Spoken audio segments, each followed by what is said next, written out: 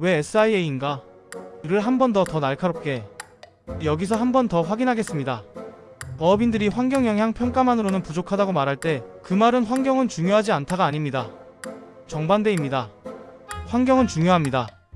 다만 해상풍력은 환경만 바꾸는 게 아니라 사람이 살아가는 조건을 바꿉니다.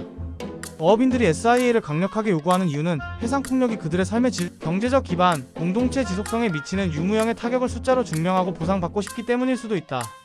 그리고 수산철학적 관점에서 이는 바다라는 자본이 사라짐으로써 발생하는 정신적, 사회적 소득의 손실을 측정하려는 시도다. 여기서 제가 한 문장으로 정의해 보겠습니다. SIA란 바다가 바꾸는 삶의 구조를 측정하고 합의하는 기술이다. 그렇다면 SIA는 무엇을 요구할까요? 보상을 더해달라가 아니라 우리가 무엇을 잃고 있는지 먼저 제대로 세어달라입니다. 그리고 그 계산은 단지 회계의 계산이 아니라 공동체의 존속을 묻는 계산입니다. 젊은 어업인 아버지, 여기서 계속하면 뭐가 남아요? 바다도 바뀌고 사람도 갈라지고. 부모, 그래도 여기서 버텨야지. 젊은 어업인, 버티는 게 목적이 되면 결국 떠나요. 저는 살 수 있어야 남습니다. 이 장면은 돈의 문제가 아니라 지속 가능성의 문제입니다. 여기서 다시 질문하겠습니다. 고래가 살 수 있는가? 어업인이 계속 살 수 있는가? 여기서 균형을 위해 해상풍력 추진층 논리를 정리하겠습니다. 저는 이 논리를 반박하기 위해가 아니라 정확히 이해하기 위해 소개합니다. 첫째, 탄소 중립과 기후위기 대응입니다. 화석 연료 중심의 전력 시스템을 바꾸지 못하면 기후위기는 완화되지 않습니다. 해상풍력은 육상보다 입지 제약이 적고 대규모 발전을 할 수 있다는 논리가 있습니다. 둘째, 전력 수급과 에너지 안보입니다. 전기는 저장이 쉽지 않은 자원입니다. 공급 안정성은 경제와 직결됩니다. 해상풍력은 장기적으로 전력 믹스의 한 축이 될 수 있다는 주장입니다. 셋째, 산업 경쟁력입니다. 해상풍력은 단지 발전기 설치가 아니라 제조, 운송, 설치, 운영, 정비의 산업 생태계를 동반합니다. 지역 일자리와 기술 축적을 기대하는 논리도 여기서 나옵니다. 넷째, 지역 경제와 지역 상생입니다. 지역에 투자가 들어오고 일부는 주민 참여형 지분 참여나 기금 형태로 환류될 수 있다는 모델이 제시됩니다. 이 논리들은 충분히 중요합니다. 그러나 바로 그 지점에서 SIA가 요구됩니다. 전환의 편익이 크더라도 전환의 비용이 특정 집단에 집중되면 갈등은 구조화된다. 즉, 핵심은 해상풍력이냐 아니냐가 아니라 해상풍력이 만들어내는 편익과 비용을 어떤 기준으로 측정하고 어떻게 분배하고 어떤 절차로 합의할 것인가입니다. 칼토익스와 보상의 윤리. 칼토익스 효율성은 종종 오해됩니다. 총 편익이 크면 밀어붙여도 된다는 뜻이 아닙니다. 정확히는 이렇습니다.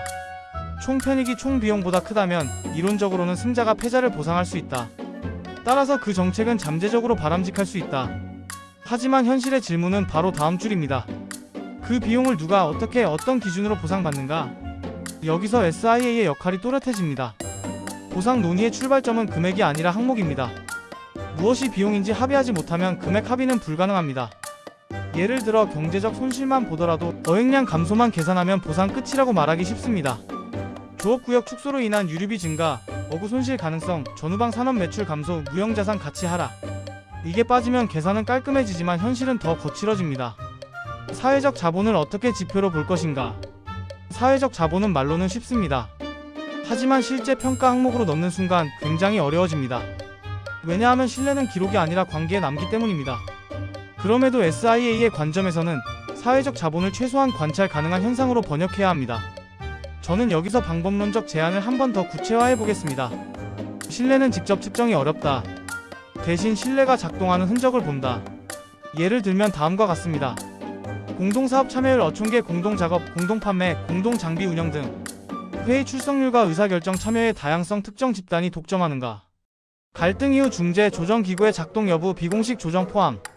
지역 행사, 의뢰의 지속 여부, 축제, 제례, 공동행사. 서로 돕는 행위의 빈도, 정성, 인터뷰를 정량화하는 방법 포함. 이런 지표는 완벽하지 않습니다.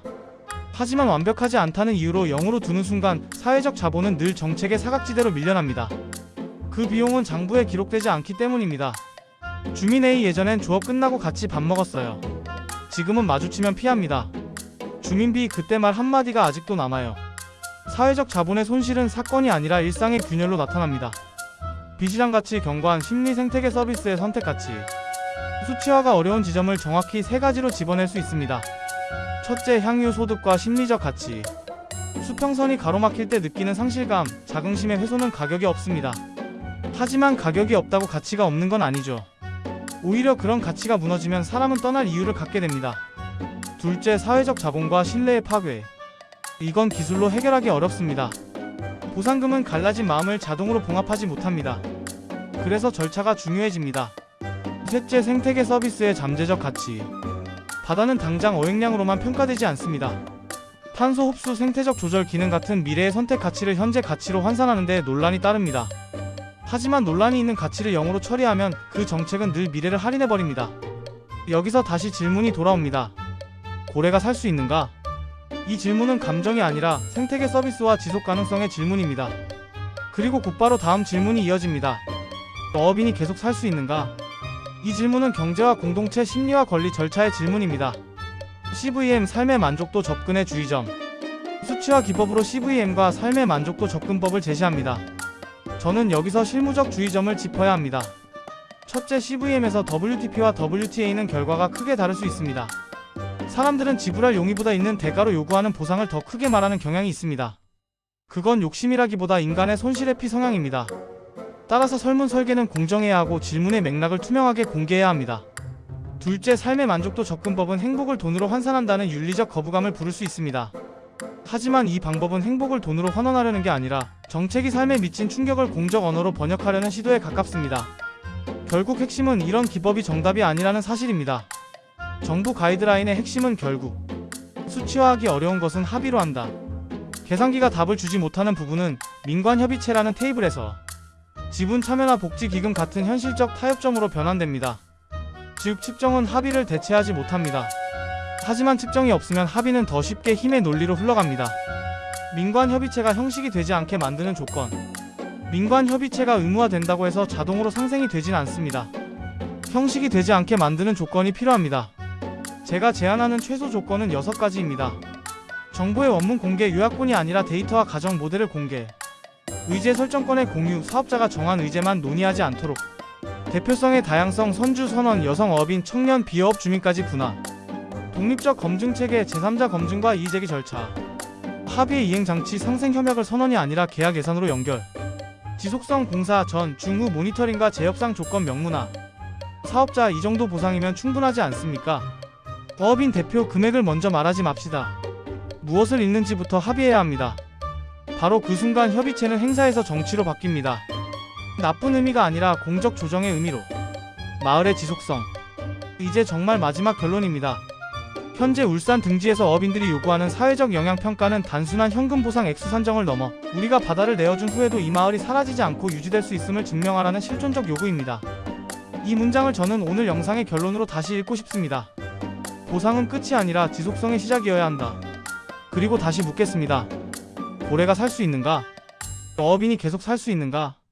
이 질문에 답할 수 있을 때 해상풍력은 칼도익스적인 경제적 성공 즉 총편익의 증가를 넘어 진정한 의미의 수산 철학, 공동체의 윤리, 절차적 정당성을 반영할 수 있습니다.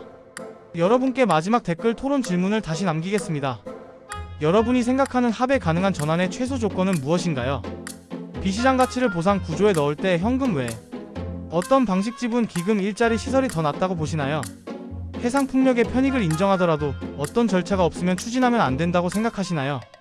다음 영상에서 뵙겠습니다.